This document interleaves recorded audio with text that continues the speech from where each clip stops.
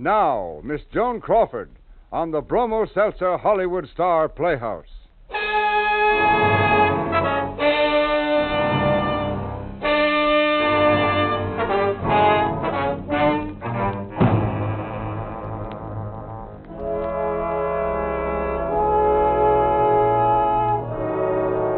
Bromo Seltzer presents Hollywood Star Playhouse. Tales of suspense, thrills, adventure by Hollywood's finest writers with Hollywood's top stars. This program is transcribed and is brought to you by Bromo Seltzer, the fast, effective headache help which reminds you to... Fight headache 3 ways. Bromo Seltzer, Bromo Seltzer, Bromo Seltzer, Bromo.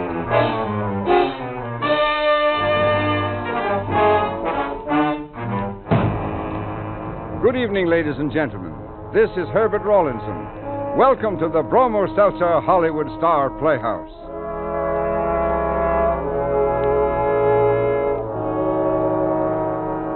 If you could get away with murder, would you? Or is there something higher than man-made laws which would hold you back? Something called conscience? Consider this well as Miss Joan Crawford creates for you the poignant role of June Cordell in Statement in Full.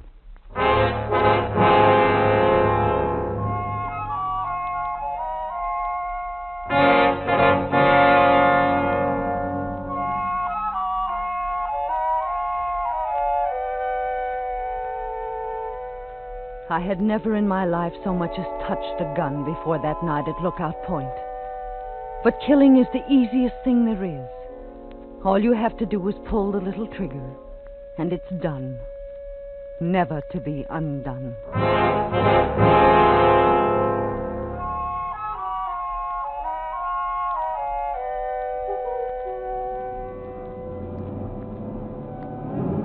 I suppose it was altogether fitting that it should have happened at Lookout Point. It was there, with the lights of the city so far below and the lights of the universe so close above, that Bob had first taken me into his arms and said he loved me. How long ago was that? Too long.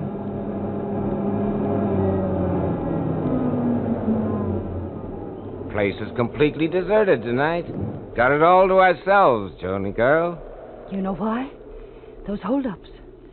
There've been so many up here lately. Yeah, and for every Lover's Lane holdup that's reported to the police and the papers, bet there are at least 2, 3 that never get mentioned. 'Cause why? 'Cause the parties involved just can't afford to have their names come out. Oh, let's not stay, Bob. I know you wouldn't have risked coming up here if you hadn't had a few drinks. Of course we'll stay. Nothing pleased me more right now than to have someone try to pull a stick up. Just happens that inside that glove compartment there's a revolver. Oh, Bob, you... Forget it. You know, Junie girl, you're looking extra special tonight. I thought you hadn't even noticed my new outfit. I can remember when you always noticed every little thing right away. Seems to me you've been doing an awful lot of remembering lately. Well, how about remembering that this is Lover's Lane? Oh, please, Bob. Well, there's something I've been wanting to say for quite a while now. You always seem to head me off, but not tonight. Look, June, I got another letter from her yesterday. She still refuses to give me a divorce. But I'm sure if you'll just be patient a while longer... No. What do you mean, no? Bob, I've made up my mind. I'm going to her myself. June... I'm sure that after I've talked to her as one woman to another, well, I'm sure she won't stand in our way any longer. Now, listen, June. No, Bob. So you've made up your mind? Oh, darling, I'm sure it'll work. Please don't be angry with me. I'm getting next week off, and I'll fly to Hartford. You did say she lives in Hartford. Did I?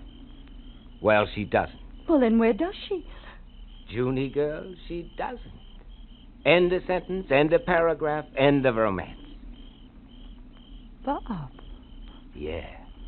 Finally, it sinks in. There is no wife? The oldest gag in the world, and you fell for it. No wife. Yeah, and you'd have kept right on falling for it if I had really wanted you to, but it wasn't worth the bother anymore. Not that it wasn't nice knowing you, Junie girl. Awful nice. Was it? Was it? Stay away from that glove compartment, you little can't fool. do that to me. All right, so you're mad enough to want to kill me. Trying to do it is another thing. Let go of that gun. Let go. No.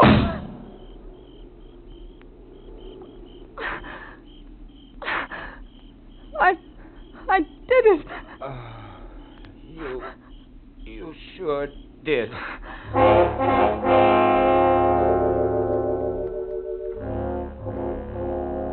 He lay slumped over, his head on my shoulder. For a long time, I just sat there, unable to move, unable to think. Sat there with that head on my shoulder. Yes, even without looking at him, I knew he was dead. This man without a wife in Hartford or anywhere else. Dead. Eternally dead. Well, there's nothing to do about it now. Sooner or later, someone was bound to come and they'd call the police. Police? But there was nothing I could do about it now. Or was there?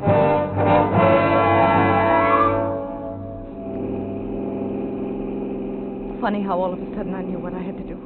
As if I'd been thinking of it all the time. I had to scuff up the gravel beside the door on the driver's side of the car as if there'd been a struggle with someone. And I had to get rid of the gun. The reservoir was as good a place as any. And above all, I had to go on living as innocently as if I had never pulled the trigger.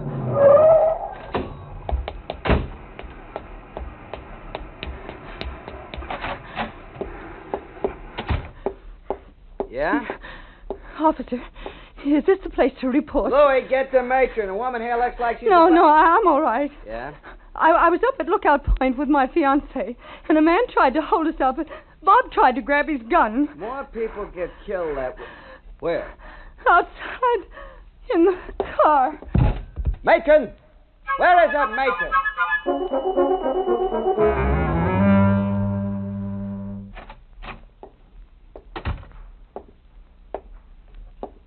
Sorry to disturb you, Miss Cordell. Yes, who? Inspector Price, homicide. Oh. I've got to ask you a few questions. Of course. Sit down, Inspector. What time is it? The night after. That's why I couldn't wait any longer. I understand. Please feel free to ask me anything. Thank you. What we need, first of all, is a description of the killer. As full a description as... What's the matter? I'm afraid I can't be very helpful. I mean, it was over so fast, and the way it happened... You must have some idea of what the killer looked like. Well, Tall, short, fat, slim, light, He dark. was medium height and build, and dark. Mm-hmm. There wasn't much of a moon, you see, and when he came around to the other side of the car, Bob's side, he said something like, "This is a stick-up. Don't try any tricks. You, mister, get out." It was something like that. What kind of voice? Well, it was rather low. Low register or low volume? Did he speak with an accent or maybe a drawl? Well, I can't be sure. But you must be sure of something. Oh, what do you want me to do? Make up a description?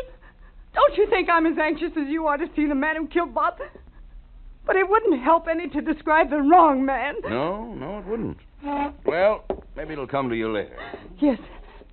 If it does, I'll call you right away. Thanks. Oh, Miss Cordell. Yes. Curious thing about the bullet that killed Bob Morgan. Curious? Happens to be a .32-20.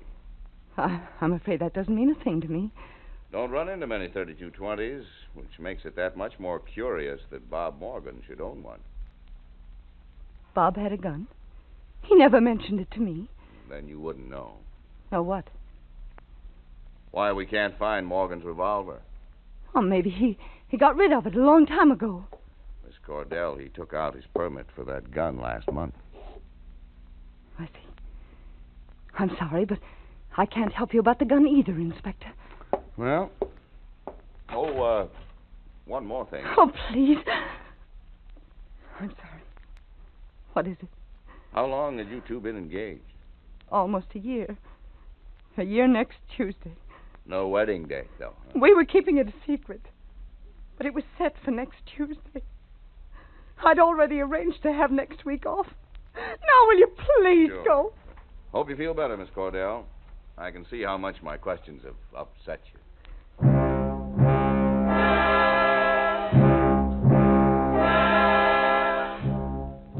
He suspected me. It was as plain as if he'd come right out and said it. And if I didn't do something to divert his suspicion, he'd keep at it until he found out the truth. Divert his suspicion. But how?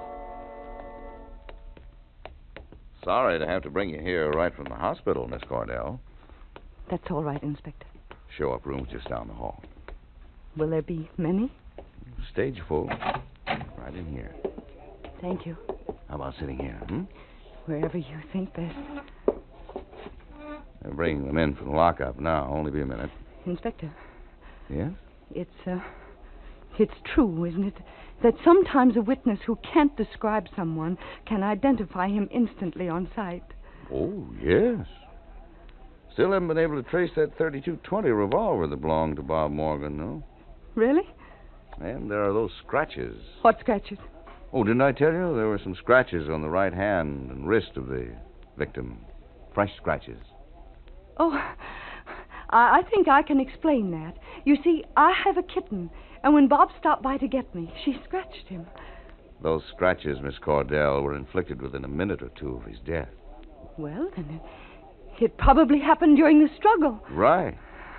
What puzzles me, though, is that why a man should have such long fingernails. Here they come. The moment he mentioned the scratches, I knew I was going to do it. I suppose I'd really known it all along. And maybe it wasn't so unforgivable after all. The thing to do was pick a man who was obviously a criminal, obviously an enemy of society. Why, I might even be doing society a favor. All right. Now, pipe down. Inspector, Yes?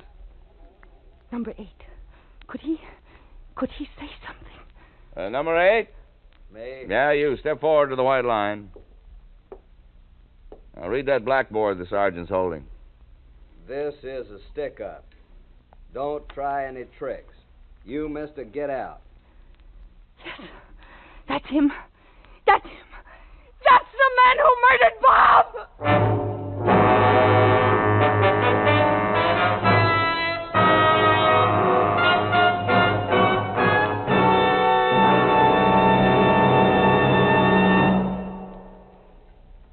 Bromo Seltzer, famous for fast, effective headache help, is bringing you Hollywood Star Playhouse.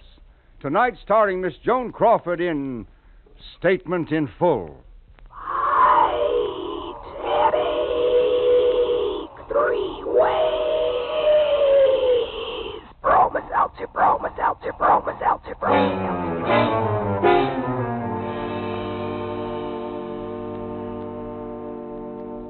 How do you do, ladies and gentlemen? How do you do? This is your old friend Norman Brokenshire. Every day, all over the country, so many businessmen and women who find themselves with a headache at the end of a busy day turn to Bromo Seltzer for fast, effective 3-way relief. Yes, sir, they've discovered, just as you will when you try it, that Bromo Seltzer helps your headache fast and effectively these 3 ways. If you've ever noticed when you get a headache, you usually have an upset stomach due to excess stomach acidity. Your nerves become jumpy and jangled, too. Well, the next time this happens to you, I want you to try pleasant-tasting Bromo Seltzer. I'd like you to see for yourself just how fast Bromo Seltzer helps the pain of that headache, how it soothes your upset stomach by neutralizing the excess stomach acidity, and how it calms those jittery nerves. You'll be glad you got to know wonderful Bromo Seltzer. As for speed, you just compare the speed of Bromo Seltzer's effervescence with that of any product in tablet form you've ever tried. You'll be amazed. For best results, use cold water. Follow the label, avoid excessive use. Be ready when a headache strikes. Keep Bromo Seltzer handy at home and where you work. Yes, for really fast, effective headache help, take Bromoseltzer, bromoseltzer, bromoseltzer, bromoseltzer,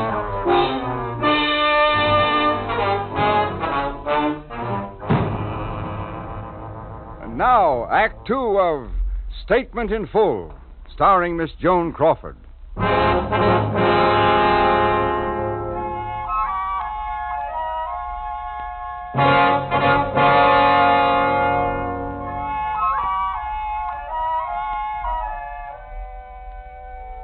I slept remarkably well the night after I'd accused this man I'd never seen before, of the murder which I had committed.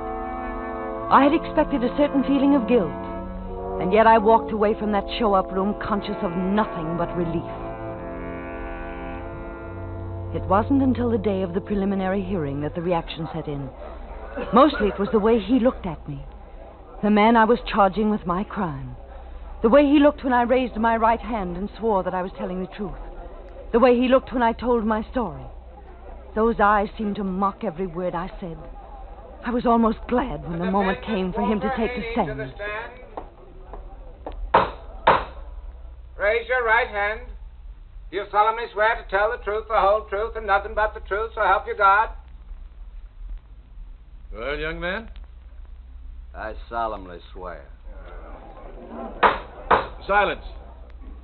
Walter Haney, you have heard the testimony given here against you. What have you to say on your own behalf?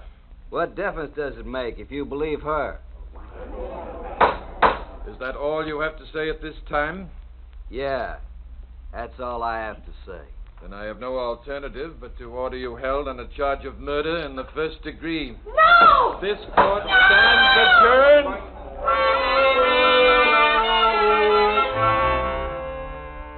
The woman who cried out was sitting alone far back in the courtroom. I realized now that I'd been aware of her all the time. Had been watching her even. Why? There was nothing different about her except, well, a sort of tension. Otherwise, she might have been just another of those plain, nondescript, graying women who seemed drawn to courtrooms by nothing more than morbid curiosity. But that cry of hers, I couldn't get it out of my mind. By 10 o'clock that night, I was feeling so jittery that I practically jumped when the doorbell rang. Even before I opened the door, I knew who it was going to be. May I come in? Who are you? Don't you really know? Only that you're the woman who... Well, in court this afternoon, you... Yes, come in. Would you like to have me take your hat and coat? Don't bother. Will you sit down? Thank you. Who are you, anyway? What if I were to tell you that I'm his mother? Whose mother? Please, Miss Cordell. Why did you come here? Put yourself in my place. Would you sit in your room and try not to think? Or would you seek out the person who... Who what? This afternoon in court, you were so positive. Yes, you said. Yes, that's the man, so help you God. Why shouldn't I be positive? When the police first asked you for a description, you weren't positive. You could only give the haziest description. Well, that often happens. Ask the police. The moment I saw him, I knew instantly... Yes, instantly. One man out of many men. And you knew instantly. How? Because of that... Well, that look of his. Those eyes of his. In addition to everything else. You're the only witness there is against him, Miss Cordell. I'm sure the jury will consider that. No. Not if you're so positive. A young woman of good family, good friends, good reputation. And he can't establish an alibi. Is that my fault? How can you be so positive that he isn't guilty? You have no right to come here and... I'll go now. It'd be a terrible thing, Miss Cordell, to realize afterwards that you might have made a mistake. Even might have made a mistake. Wouldn't it?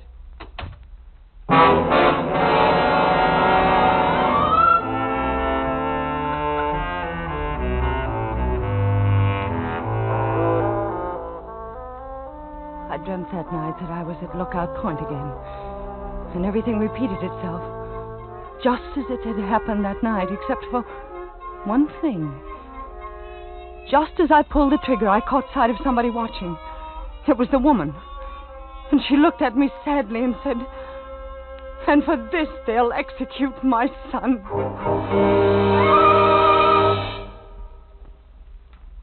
I went to the office the next morning, thinking it would be best to keep busy. But no matter what my hands might be doing or my lips might be saying, she was still in my thoughts. At last noon came, and I started out for lunch. But that isn't where I ended up. Miss Cordell, come in. I merely wanted to ask you, Inspector. Yes? I've been thinking of going away, out of town. Would that be all right? Just so you let us know where you are and come back for the trial. Oh, thank you. Rather sudden decision, isn't Well, it? I haven't been feeling well, so I thought if I could get away for a while. Here I'd been thinking that you were holding up so remarkably under the circumstances. What circumstances? Well, after all, when a woman loses the man she loves, especially the way you did, then, too, I know it isn't easy to have to sign a death warrant. Did you have to say that? All I'm trying to do, Miss Cordell, is explain to you that I understand what you're going through. Inspector, this man... Walter Haney? I know that under the law, his previous record of crime can't be introduced into this case. But he does have a record, doesn't he? Make you feel any better if he did? What do you mean? Feel any better? You've got it bad, haven't you? Usually this doesn't happen until afterwards, when the prisoner keeps denying right up to the end that he did it. And, well, there's still time. Time for what? Well, find the gun, let's say. I know how that'd make you feel, even though you're as positive in your accusation as if your own life depended on it. I couldn't get away from there fast enough. I couldn't get out of town fast enough. I had to put everything behind me, far, far behind me, until I could get hold of myself again, until I could see things again as I'd seen them once before. 50 miles, and I was able to relax my grip on the steering wheel. 100 miles, and I was wondering whatever had come over me to make me act like that. Nothing had really happened. Nothing had really changed. I was still safe, and I would always be safe, unless I gave myself away. Why, this man, this Walter Haney, he didn't even have an alibi. He'd be convicted, and that would be the end of it. Except for that woman, of course. Well, I felt sorry for her. But I felt sorrier for myself. She shouldn't have had such a son.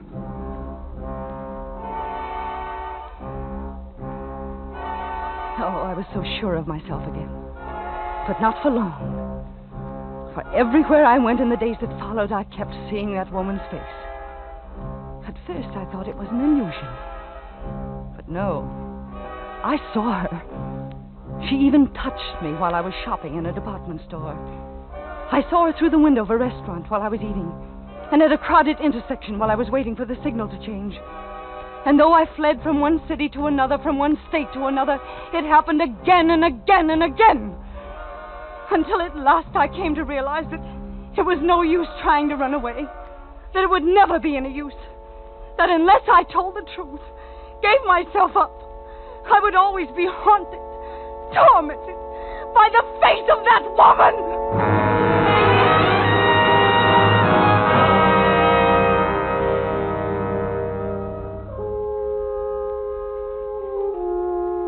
I have made the statement of my own free will. No promise of leniency has been made to me, except the leniency of my own conscience. Do I sign now? Yes, now that you've had a chance to read it over. June Cordell. Now what, Inspector?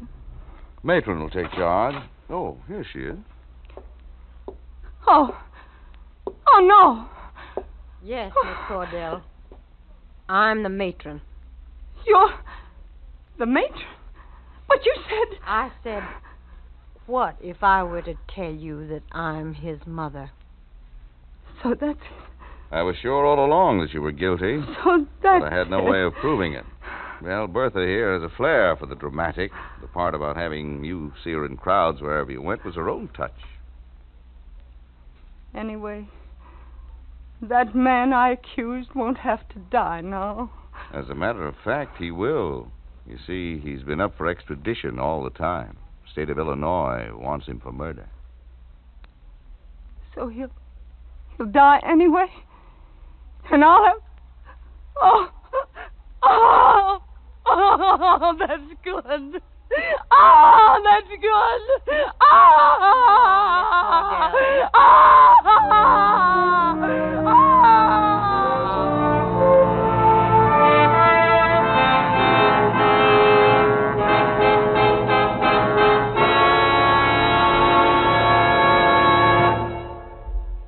Thank you, Joan. That was a tremendous performance. Herb, I love doing it.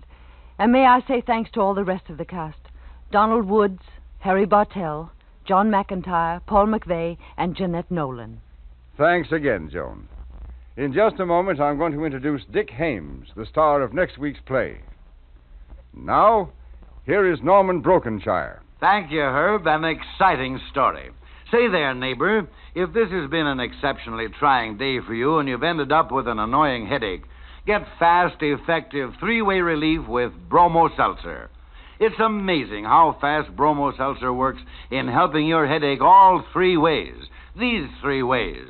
When you have a headache, your stomach is usually upset due to excess stomach acidity. Naturally, your nerves become jittery and jumpy. Well, Bromo Seltzer goes right to work relieving the pain of that headache.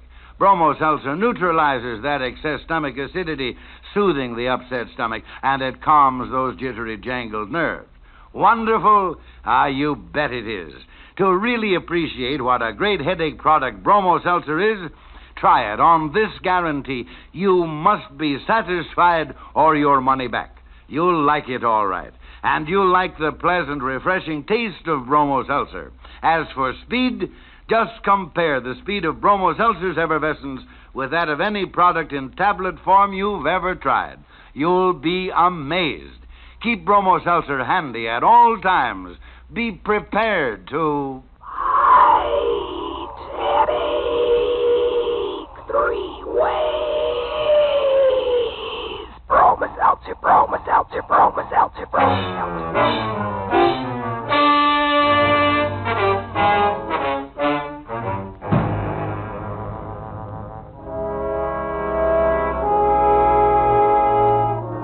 Crawford can soon be seen in the Warner Brothers production, Goodbye, My Fancy. Tonight's play was written especially for Miss Crawford by Maurice Zim, with music composed and conducted by Jeff Alexander. The entire production is under the direction of Jack Johnstone. And now here is the star of next week's thrilling story on Hollywood Star Playhouse, Mr. Dick Hames. If you know baseball, you remember my name, Dyson. Rabbitfoot Dyson. And as long as I had Baby, my Rabbitfoot, nothing could go wrong. But I'm in a jam now. I'm a killer and they're closing in on me. And Baby, I can't find Baby. Then it's Rabbitfoot next week, and it sounds like a honey. Thanks, Dick. On tonight's program, all characters and incidents were fictitious. Any similarity to actual characters or incidents is purely coincidental. This program was transcribed. And now this is Herbert Rawlinson saying good night for all of us here on the Hollywood Star Playhouse, and for Bromo Seltzer, the fast, effective headache help in the familiar blue bottle. Bromo Seltzer, Bromo Seltzer, Bromo Seltzer, Bromo Seltzer, Bromo Seltzer, Bromo Seltzer.